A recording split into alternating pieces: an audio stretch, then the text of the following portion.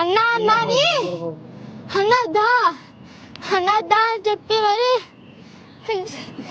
పిలిచి నీకు రాఖీ కట్నాలు ఉన్నారా, ఇంకెవరు రావక్కర్లేదు, పిలుచుకోక్కర్లేదు అని అన్నారు. నాకు రాఖీ కట్నాలు లేరు, ఆడుకున్న వాళ్ళు లేరు, అందరు గాల్లోకి వదిలిపోయారు.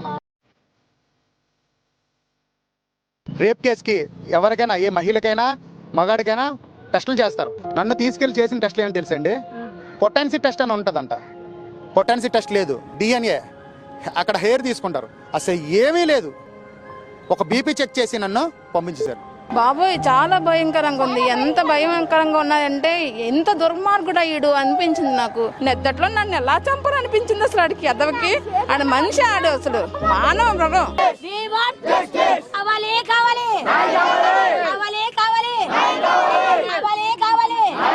తీవ్ర సంచలనంగా మారిన విశాఖ జిల్లా పెందుర్తి జుత్తాడ ఘటన. ఒకే కుటుంబానికి చెందిన 6 ప్రాణాలు బలైపోయాయి. ఈ సంఘటనతో బాధిత కుటుంబ సభ్యులు విశాఖ కలెక్టరేట్ వద్దకు చేరుకున్నారు. మాకెక్కడ న్యాయం జరుగుతోంది, మానవ మృగాన్ని వెంటనే ఉరితీయండి, మాకు న్యాయం చేయండి అంటూ ఇక్కడ బ్యానర్ కూడా ప్రదర్శిస్తూ కలెక్టరేట్ వద్ద పెద్ద ఎత్తున మృతుల కుటుంబ సభ్యులు ఇక్కడికి చేరుకున్న పరిస్థితి. చిన్నారి ఎవరైతే ఈ సంఘటనలో తమ్ముడిని చెల్లిని కోల్పోయినటువంటి అకిరానందన్ కూడా ఇక్కడ ఉన్నాడు. బ్యానర్ పట్టుకొని మాకు ఇంత అన్యాయం జరిగింది, మాకు ఎక్కడ జస్టిస్ దొరుకుతుంది అని చెప్పేసి కూడా చిన్నారి చెప్పమ్మా, అసలు ఏంటి, ఏం డిమాండ్ చేస్తున్నారు? వాళ్ళు కరెక్ట్గా 7 ఉన్నారు, 6గురిని ఎన్కౌంటర్ చేయాలి. మిగతా వాడి ఒక్కడిని మాత్రం కాళ్ళు చేతులు తీసేసి కుర్చీలో కూర్చోబెట్టాలి, 4 కోసేసి. ఆడి పేరు అప్పలరాజు. అంగో అక్కడ ఉన్నాడుగా, ఇంకో ఈయన్నే చేయాలి. తమ్ముడైతే ఆడుకోవడానికి వెళ్ళిపోతున్నప్పుడు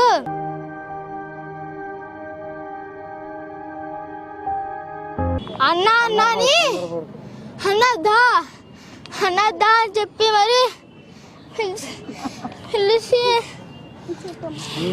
పిలిచేవారు. మళ్ళీ మా చెల్లి అయితే కితకితలు పడితే జుట్టు పట్టుకొని లాగమరి నవ్వేది.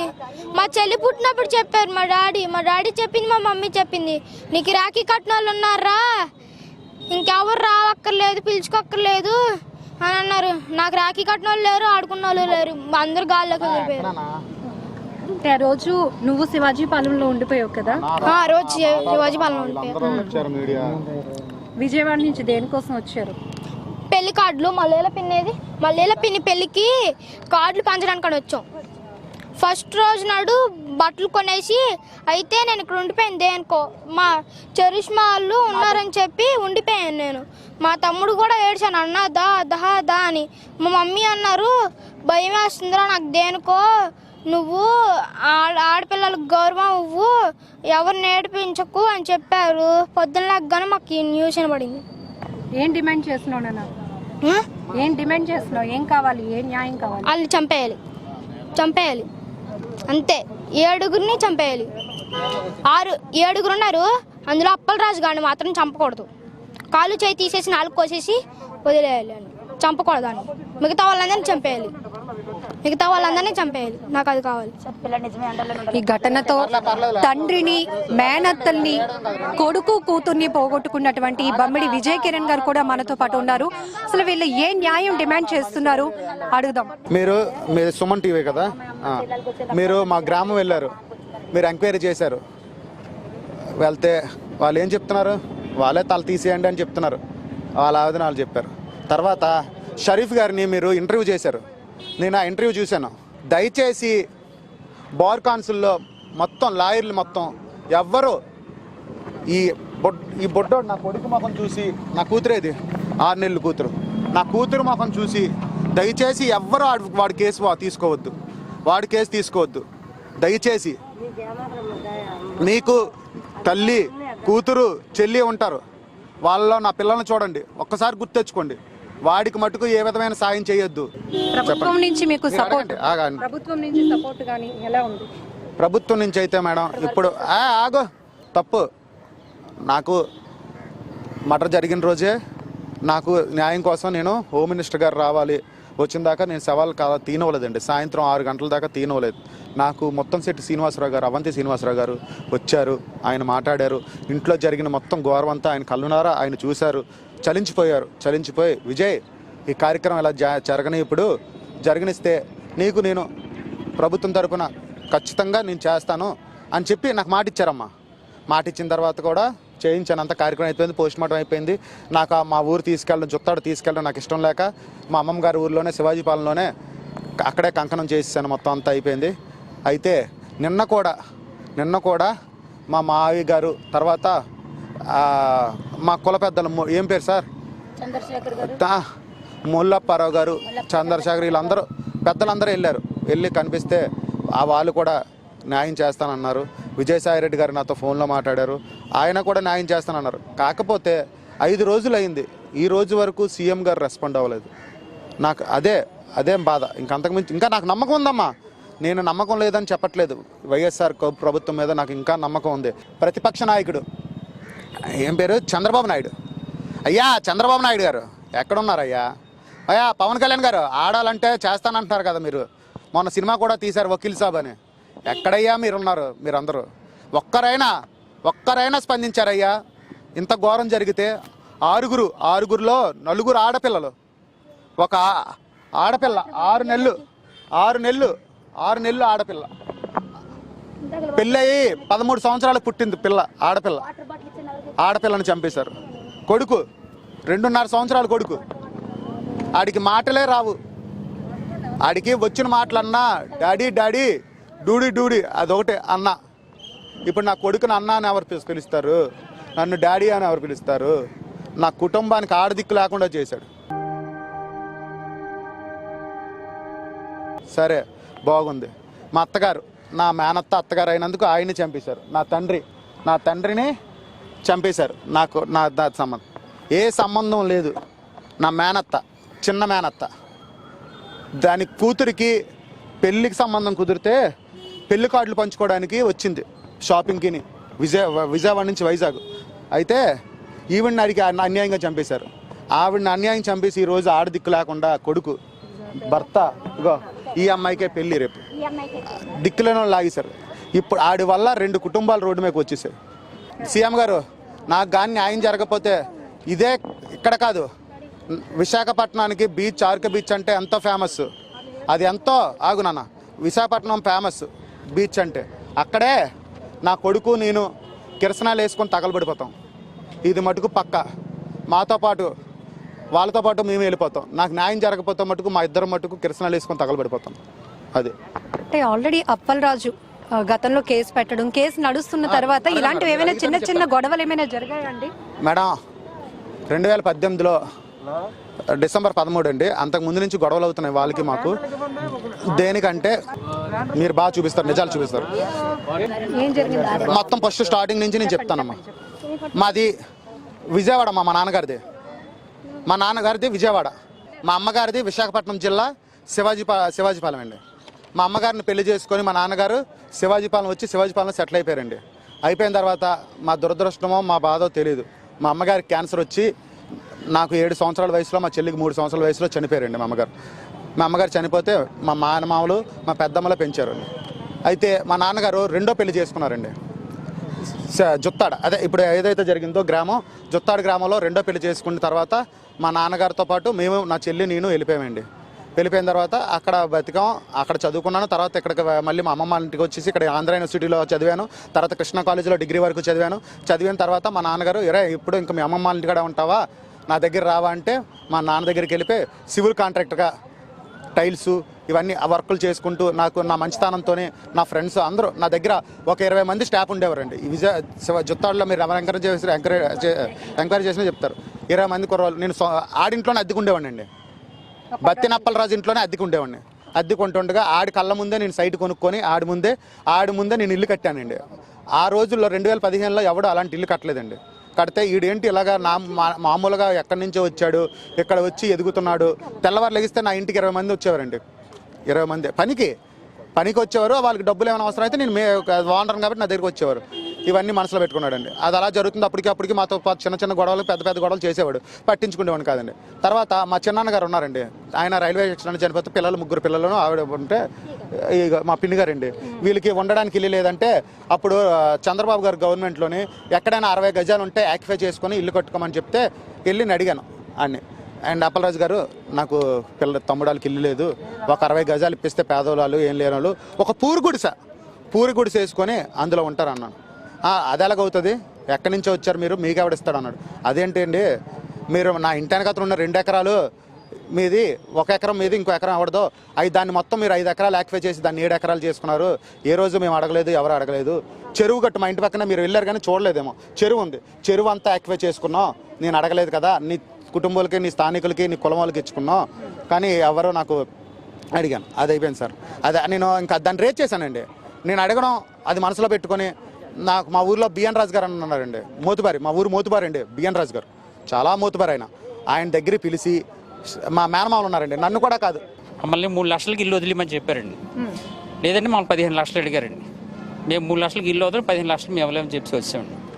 అదేండి. తర్వాత దేనికి నన్ను ఏమన్నా నా కోసం ఏంటి, వీడు ఒక ఎదవ, వీడు ఒక బైక్ మీద వెళ్తుండగానే ఒక వైట్ షర్ట్ వేసుకొని స్పెట్స్ పెట్టుకొని ఒక దాదాగిరిలో అంటే పెద్ద రాజకీయ నాయకులాగా తిరుగుతాడు. వీడు మాకు పని చేయడు, మేము ఆ వీధికి జొత్తాడికి మేము మోతిబారులు, వీడు ఎక్కడో వచ్చి వీడేందుకు మోతిబారుతనం చెయ్యాలి అక్కడ, అది ఆడ కక్ష అండి. అక్కడ ఒక కళ్ళద్దాలు వైట్ షర్ట్ వేసుకొని ఆ ఊర్లో తిరగకూడదంట. వాళ్ళు పిలిచారండి బిఎన్ రాజు గారి ఇంటికి, పిలిచి ఏంటన్నారంటే మీ మేనల్లుడు కళ్ళద్దాలు పెట్టుకొని బండి మీద నా ఎదుర్కొంటే వైట్ షర్ట్ వేసుకొని తిరుగుతున్నాడు అంటే, అప్పటికి మా వాడు ఏంటంటే కుర్రోళ్ళు గ్యాస్ అంటే వీళ్ళు టైల్స్ మేస్తారండి, వీళ్ళ ఇంటికి ఒక 20 మంది రావడం వెళ్ళటం అంతా వాళ్ళు సహించుకోలేపారు. అక్కడికి వెళ్ళి ఇల్లు అది కొనుక్కొని స్థానికంగా స్థిరపడ్డాడండి. పక్కనున్న విలేజ్ వాళ్ళంతా ఇప్పుడు గొల్లపాలు వాళ్ళంతా ఉన్నారు కదండి, వాళ్ళంతా అదే గొల్లపేట దూపాలు వీళ్ళంతా ఏదైనా పనున్నా మా ఊరి దగ్గరికి వస్తుంటారు. వాళ్ళు ఏంటంటే ఇదంతా అప్పలరాజు తట్టుకోలేక, అప్పలరాజు వాళ్ళ తమ్ముడు అండి శ్రీనివాసరావు కానీ హోంగార్డు, తట్టుకోలేక ఇదంతా కావాలని చెప్పి బిఎన్ రాజు గారికి వాళ్ళు పెట్టారండి, మమ్మల్ని రమ్మన్నారు. నువ్వు డబ్బులు కట్టు లేకపోతే లేదని చెప్పి ఇంటికి తాళం వేశారు కదా. తాళం వేసిన తర్వాత ఏప్రిల్లో 5వ తారీఖు అనుకుంటానండి, 5వ తారీఖు నాకు బాగా గుర్తు, మా మిస్సెస్ ఎంచి ఇంటికి తాళం వేయడం ఏంటని చెప్పి సిఐ గారికి కంప్లైంట్ ఇచ్చింది సార్, ఇచ్చాను మేడం. కంప్లైంట్ ఇస్తే వాళ్ళు కంప్లైంట్ యాక్షన్ తీసుకున్నారండి. కంప్లైంట్ అయితే తీసుకోలేదు, ఎఫ్ఐఆర్ ఫైల్ చేయకుండా వెంటనే రామారావు ఎస్ఐ గారండి, మంచి వ్యక్తి, నెంబర్ 1, వాళ్ళతో ఆయన పంపించి లాక్ అది ఓపెన్ చేయించి మా ఇల్లు మాకు హ్యాండ్ ఓవర్ చేస్తే, అప్పుడు కూడా నేను ఇంట్లో ఉండేవాడిని కాదండి. మా నాన్నగారు ఒక ఆయన ఉండేవారు, ఆయన కంపెనీకి వెళ్ళేవారు, వచ్చేవారు, ఏ గొడవలు లేవు, ఏం లేవు. తర్వాత మళ్ళీ నెక్స్ట్ 8వ తారీఖు అండి మళ్ళీ మీటింగ్ పిలిచారండి. పంచాయతీ పెడతాం రా అంటే, నేనెందుకు రావాలి పంచాయతీకి, నేను రానన్నానండి. వెంటనే నన్ను పోలీస్ స్టేషన్లో ఉంచారు సార్ మేడం, 3 రోజులు ఉంచారండి.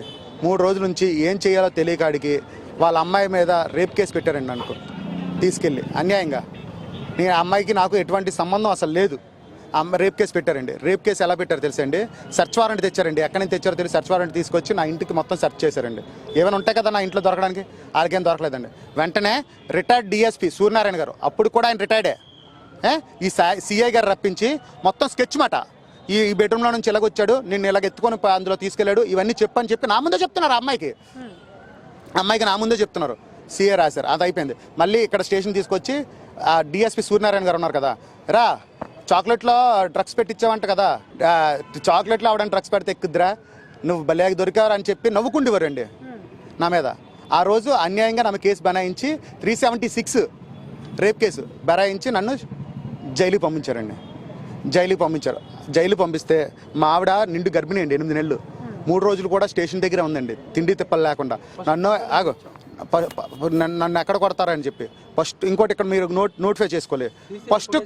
ఫస్ట్ కంప్లైంట్ నేను ఇచ్చాం, ఇప్పుడు రిటర్న్ కంప్లైంట్ ఇచ్చామని చెప్పి అన్నింటిలో చూపిస్తున్నారు చూసారా, అదే కంప్లైంట్ నాకు చావు భయం ఉందని ముందు నేను ఇచ్చాను, అది ఎఫ్ఐఆర్ ఫైల్ చేయలేదు, రిజిస్టర్ చేయలేదు. రిజిస్టర్ చేయకుండా వాడు పెట్టిన కేసు రిజిస్టర్ చేసి ఆ నెక్స్ట్ డే నాది రిజిస్టర్ చేశారు. తర్వాత దీనికోసం సిబిఐ ఎంక్వైరీ కావాలండి నాకు, మెయిన్ సిబిఐ ఎంక్వైరీ చేస్తే నిజాలు బయటకు వస్తాయి. అది అయిన తర్వాత నన్ను జైలు పంపించారు సార్. అయిపోయింది, వచ్చాను 41 రోజులు, మే 22 బయటకు వచ్చాను, 41 రోజుకి వచ్చాను. వచ్చిన తర్వాత ఇంటికి వెళ్ళాను, నా ఇంటికి 25వ తారీఖు వెళ్తే, నా ఇంటికి నేను వెళ్తే 10 మంది ఆడలతో నా మీద నుంచి దాడి చేయించాడండి, పెద్ద పెద్ద వెదురు కర్రలతోని, వాచి అన్నీ పగిలిపోయి బండి మీద వెళ్తుంటే నాకు కొడితే నేను ఆపుకొని నేను వెళ్ళిపోయి డైరెక్ట్ స్టేషన్కి వెళ్ళిపోయానండి. సార్ సీఏ గారు ఉన్నారండి ఆ రోజు లక్కీగా. సీఏ గారు నన్ను ఇలాగ దాడి చేశారు సార్ నాకు నా మీద. ఇంటికి వెళ్తే నిన్ను ఎవడేళ్ళమన్నాడు అయ్యా, నిన్ను ఎవడేళ్ళమన్నాడు నీ ఇంటికి అని అడిగారండి. లేదు సార్, నాకు నా ఉపాధి కోల్పోయాను కదా సార్, నా ఎకనామీ మీద కొట్టారు, నేను ఎక్కడొక్కటి జాబ్ చూసుకోవాలి కదా సార్, నా సర్టిఫికేట్లు తెచ్చుకోవడానికి వెళ్ళాను సార్ అన్న. సరే కొడతాను నిన్ను, అయితే ఏం చేద్దాం, నీ మీద ఆల్రెడీ బెయిల్ మీద వచ్చి నువ్వు ఉన్నావు, బెయిల్ నువ్వు మళ్ళీ వాళ్ళు రిటర్న్ కంప్లైంట్ పెట్టారనుకో, నువ్వు పెడతావు ఇప్పుడు కేసు, మళ్ళీ రిటర్న్ కంప్లైంట్ పెట్టారనుకో, నీ బెయిల్ రద్దు అవుద్ది, నువ్వు మొత్తం అక్కడ ఉంటావు, నీ పిల్లలు ఏమవుతారు, మూసుకొని వెళ్ళిపో, వచ్చి సంతకం పెట్టి వెళ్ళిపో అంతే, అది చెప్పారండి. అప్పటి నుంచి నేను 2018 కదా 2021కి ఇప్పటికీ నేను కోర్టుకి 3 సార్లు వెళ్ళానండి. 3 సార్లు వెళ్ళాను. నన్ను ఇంక ఇప్పటికి వచ్చి ఇంకా పిల్లలేదు, చేయలేదు, వెళ్ళలేదు.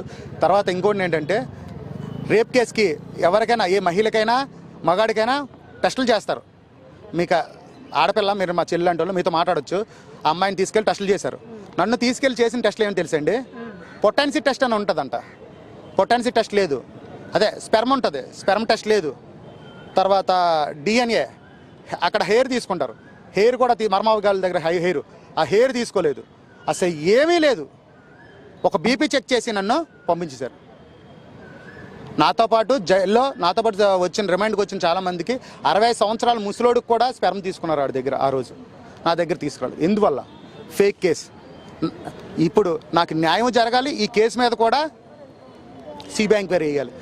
ఆడు అదే మేడం, నన్ను 2013 డిసెంబర్ 13 ఆడు బ్లాక్మెయిల్ చేస్తుంటే బిఎన్ రాజాలు, మా ఫ్యామిలీ, మా మేనమామలు అందరూ కొంచెం చదువుకొని ఎడ్యుకేటెడ్ అండి వాళ్ళందరూ ఏమన్నారంటే, మనకి గొడవలు వద్దురా, మీ అత్తకి నువ్వు ఒక్కడవే కదా కొడుకు అల్లుడు అయినా, విజయవాడ వెళ్ళిపోయి బతుకు కొన్ని రోజులు, ఈ గొడవలు సెటిల్ అయినంత వరకు అంటే నేను వెళ్ళిపోయానండి. వీళ్ళ వల్ల నాకు వెళ్ళడం ఇష్టం లేదండి, వీళ్ళు వెళ్ళిపోమంటే వెళ్ళిపోయానండి. నేను 2013 వెళ్ళిపోయిన వాడిని. మళ్ళీ ఎప్పుడు పిలిచారనుకున్నారండి, అదే నడుస్తుంది మధ్యలోని, పండగకి మధ్యలోని, ఈ ఏప్రిల్ మధ్యలో ఇలా సెటిల్మెంట్లు అవుతున్నాయన్నమాట. పిలుస్తున్నారు, వస్తున్నాను, వెళ్తున్నాను, తెస్తున్నాను. ఇంకా నేను కంప్లైంట్ ఇస్తాను, నాకు తట్టుకోలేకపోయాను. ఇంకా నా ఇల్లు యాక్టివేట్ చేస్తున్నాను, నేను కష్టపడి సంపాదించి కట్టుకున్నానండి, స్థలం కొనుక్కొని ఆడి ఇంటి దగ్గర కట్టుకోలేక ఇస్తే ఈ విధంగా నా మీద చేశారండి. 2019 ఎలక్షన్లో ఓటు వేయడానికి వచ్చా. ఆ రోజు కూడా ఆడికి తెలుసు నేను వస్తానని, ఓటు వేయడానికి నా ఫ్యామిలీతో వచ్చాను, ఓటేసాను, వెళ్ళాను. తర్వాత మొన్న గ్రామ సర్పంచ్ ఎలక్షన్ అయింది, నా ఫ్యామిలీతో వచ్చాను. ఊర్లో మా ఊరు సర్పంచ్ ఇప్పుడు ప్రకాష్ గారు, ఆయన కనబడి అన్న ఓటేసానని చెప్పేసి అప్పుడు కూడా వెళ్ళిపోయాను. మొన్న ఎంపీటీసీ ఎలక్షన్కి 8వ తారీఖు ఎలక్షన్ అయితే 7వ తారీఖు రిజిస్ట్రేషన్ చేయించుకొని పిల్లలు, అంటే మా పిల్ల ఉంది కదా ఇంట్లోనే, మా మరదలది, మా తమ్ముడు, నా చిన్నాన్న కొడుకు మాట, నా తమ్ముడు ఇద్దరిది పెళ్ళి అయితే, మాదే కుటుంబ సభ్యుల మాకైతే ఇలాగ ఓటేసి నేను వెళ్ళిపోతాను, మీరు మొత్తం షాపింగ్ బట్టలు అవి అని కొనుక్కొని వచ్చేయండి, ఎవరు ఇంటి దగ్గర లేకపోతే బాగోదని చెప్పి 7వ తారీఖు వీళ్ళతో పాటు వచ్చి నేను 8వ తారీఖు ఓటేసి నేను వెళ్ళిపోయాను. వెంటనే 8వ తారీఖు వెంటనే నేను వెళ్ళిపోయాను. వీళ్ళు ఉన్నారు 8వ తారీఖు ఇలాగైతే 8వ తారీఖు నుంచి జుత్తాడు గ్రామంలోనే ఉంటున్నారు వీళ్ళు. వీడు షాపింగ్లు చేసుకొని బట్టలు కొనుక్కోవడం, తెచ్చుకోవడం ఇంటి ముందు. వీడు వాడి కూతురికి ఒకటి పెళ్ళి అవ్వట్లేదు, వాడి కూతురికి పెళ్ళి ఆపుతున్నాను మా ఫ్యామిలీ ఆపుతుందని చెప్తున్నారు కదా, ఒకసారి వెళ్ళి జుత్తాడు గ్రామంలో ఎంక్వైరీ చేయండి, ఎవరు ఆపుతున్నారో. వాడు మ్యారేజ్ చేయాలంటే నా దగ్గరికి రాజీకి రావాలని, కేసు తీయించాలని, నేను వాడి దగ్గరికి వెళ్ళబెట్టి నేను మ్యారేజ్ చేయనని చెప్పి ఆడి కూతురికి మ్యారేజ్ చేయకుండా పక్కతో రగిలిపోయి ఈ అన్యాయం చేశాడండి. కేసులు పెట్టారు కదా నా మీద, అన్యాయంగా బనాయించారని చెప్పాను కదా 2018. బత్తిన శ్రీనివాసరావు అండి, హోంగార్డ్ ఆడు హోంగార్డే కానండి. మా జుత్తాడు గ్రామంలో ఆడిచ్చే బిల్డప్ ఎలాగుంటో తెలుసండి, ఒక సిఐ రేంజ్లో ఉంటాడండి ఆడు. అంటే ఆడికి బలగం డబ్బు అంత ఉందన్నమాట. వాడు ఏసీపీ డ్రైవరు, అందరికీ ఎవరెవరికి అక్కడక్కడ అంతంత వాళ్ళు మేనేజ్ చేసి ఇప్పుడు హత్య కూడా జరిగింది కదా, వాడు ఒక్కడు వీడు అప్పలరాజు వీడు ఒక్కడే చంపాడని చెప్తున్నారు కదా, వీడు ఒక్కడైతే నన్ను చంపాలి. వీడు ఫస్ట్ నా భార్యని బయట ఎంట్రన్స్లో నా భార్య కల్లాపు జల్లడానికి వస్తే నా భార్యని చంపాడు. వెనకాతల నుంచి వాడి పేరు బత్తిన శ్రీని దిగాడు. మా నాన్నగారు బాత్రూంలో స్నానం చేస్తుంటే బాత్రూంలో డోర్ ఇరగొట్టి మా నాన్నగారిని చంపారు. లోపల బత్తిన గౌరీసు, బత్తిన సన్యాసరావు వాళ్ళు ఉన్నారు. వాళ్ళు నా అత్తని, నా పిల్లని, ఇంకో మేనత్తని వెంటలు పెట్టి వాళ్ళు చంపారు. వాళ్ళతో కాకుండా వాళ్ళ నలుగురు మీద వాళ్ళతో కాకుండా ఇంకో 3 ఆడవాళ్ళు ఉన్నారని నా అనుమానం. దానికి ఫోరెన్సిక్ రిపోర్ట్ కావాలి. వాళ్ళ పేర్లు కూడా బత్తిన పార్వతి, బత్తిన బంగారమ్మ, బత్తిన అప్పయ్యమ్మ. వీళ్ళ ఫ్యామిలీ అంతా నాకు అనుమానం. ఇంత జరుగుతున్నా ఊర్లో ఒక్కరు కూడా నోరు మెదపటం లేదు, ఏమంటారు? అండి నేను ఉండేది ఏతపేటలో అండి. ఏతపేట వాళ్ళు ఫ్యామిలీ, మిగతా ఉన్నారు ఏతవాళ్ళు తప్పు. మీరు మొన్న ఎంక్వైరీ చేశారు, వాళ్ళందరూ చాలా మంచోళ్ళండి. వాళ్ళు చేయడానికి అంటే మెయిన్ ఏంటంటే వాడు మూర్ఖుడు, ఆడి మీద ఆల్రెడీ అటెంప్ట్ మర్డర్ ఉంది. వాళ్ళు దగ్గువానిపాలెం, పెందుర్తి దగ్గువానిపాలెం అని అందులో కుటుంబం ఉంది. ఆవిడ ఇంటి పేరు ఏదో, ఆవిడ పేరు బత్తిన మరలమ్మ అని. వాళ్ళతో భూతగాదాలు ఉండి వాళ్ళ ఫ్యామిలీలో మొత్తం 7గురినో 6గురినో నరికాడు. అంటే ఎవడు చచ్చిపోలేదు, అటెంప్ట్ మర్డర్. ఆ కేసు కూడా మన ఇక్కడే సిఎంఆర్ కోర్టులోనే నడుస్తుంది. దానికి భయపడి ఎవరు వచ్చేవాళ్ళు కాదండి. అలాగని మేము వస్తే మాతో మాట్లాడడం చేయకపోవడం ఉండేది కాదు, అందరూ మాట్లాడేవారు. 6 హత్యలు చేసిన తర్వాత 100కి కాల్ చేసి అప్పలరాజు లొంగిపోయాడు. ఇప్పటికే 5 రోజులు అవుతున్నా కూడా మీకు న్యాయం జరుగుతుందని హోప్తోనే ఉన్నారా? ఇంకా చెప్తాను, ఇంకా ఉన్నది మేడం, చాలా చెప్పాల్సిందే. 15వ తారీఖు రాత్రి, ముందు రోజు 14వ తారీఖు రాత్రి నా తమ్ముడు దుర్గాప్రసాద్ అని ఉన్నాడులే, ఆడ ఎందుకులాంటి విట్నెస్ చూపించడం, ఆడికి ఫోన్ చేశాడండి. ఫోన్ చేస్తే వీడు వేరే కాల్లో మాట్లాడుతుంటే వెయిటింగ్ కాల్ వచ్చింది. వెయిటింగ్ కాల్ వస్తే వెంటనే మళ్ళీ కాల్ బ్యాక్ చేశాడు. ఆడికి కాల్ బ్యాక్ చేస్తే లిఫ్ట్ చేయలేదు. లిఫ్ట్ చేయకపోతే నాకు ఫోన్ చేశాడు. అని ఇలాగ ఆడు ఫోన్ చేశాడని అంటే, అరే తమ్ముడు వెంటనే ఫోన్ చేయరా, అసలు ఏంటో తెలియదు కదా చేయంటే చేశాడు, ఎత్తలేదు. అయితే మా మిస్సెస్ ఫోన్ చేశాను, అమ్మా నాకు ఇలాగ డౌట్గా ఉంది, రాత్రి 11 అవుతుంది, నాకు డౌట్గా ఉంది, ఆడు ఫోన్ చేశాడంట, వెంటనే ఇల్లు ఖాళీ చేసి వచ్చేయండి మీరంటే. లేదు మనల్ని ఆడికి ఏదో రాంగ్ కాల్ వచ్చి ఉంటుంది, ఆడి రోజు మామూలుగా మనల్ని వెళ్తుంటే చూస్తున్నాడు, మన పిల్లలు చూస్తుంటే ఆయన చూసి నవ్వుకొని వెళ్ళిపోతున్నాడు, ఆడు అసలు ఏం అనట్లేదు. ఇంతకు ముందంటే తిట్టేవారు, మనం గొడవలు పడేవాళ్ళం, కానీ గత ఒక 2 సంవత్సరాలుగా వాళ్ళు మనం పల్లెత్తి మాట అనట్లేదు, మనం వాళ్ళేం అనట్లేదు.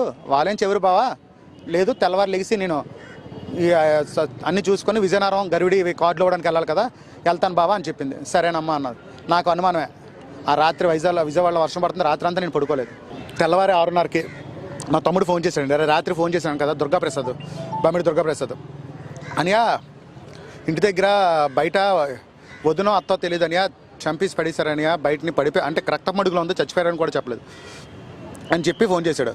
ఆ తర్వాత వెంటనే ఆడు మళ్ళీ బత్తిన అప్పలరాజు ఎవడైతే ఉన్నాడు కదా, చంపాడు అన్నాడు కదా, వాడు మా తమ్ముడు ఫోన్ చేసి, మేడం విట్నెస్లు ఇవే, ఫోన్ చేసి రే మీ కుటుంబం మొత్తం చంపేశాను రా, మొత్తం మీ 6గురిని చంపేశాను. నేను జైలు నుంచి వచ్చేటప్పటికి మీరు కూడా, మీ ఫ్యామిలీ కూడా ఉంటే, వాళ్ళు 3 అన్నదమ్ములు, మా పిన్ని గారండి, మీ 4 కూడా ఊర్లో నాకు కనిపిస్తే మిమ్మల్ని కూడా చంపేస్తాను, ముందు అర్జెంటుగా ఊరు వదిలి వెళ్ళిపోండి అని చెప్పాడండి. అప్పుడు తమ్ముడు దుర్గాప్రసాద్ అండి, నా తమ్ముడు, నా చిన్న కొడుకు మాట. అది జరిగిందండి. కలెక్టర్ గారిని కలుస్తున్నారు కదా, ఏం డిమాండ్ చేస్తున్నారు? కలెక్టర్ గారికి వినతి పత్రం ఇవ్వడానికి వచ్చాను మేడం, ఆయన డిమాండ్ ఏం చేయట్లేదండి, వినతి పత్రం. నాకు న్యాయం కావాలంతే, నాకు ఇంకా నమ్మకం ఉంది, న్యాయం జరుగుతుందని నమ్మకం ఉంది నాకు. వినతి పత్రం ఇవ్వడానికి మాత్రమే వచ్చామండి ఇక్కడికి.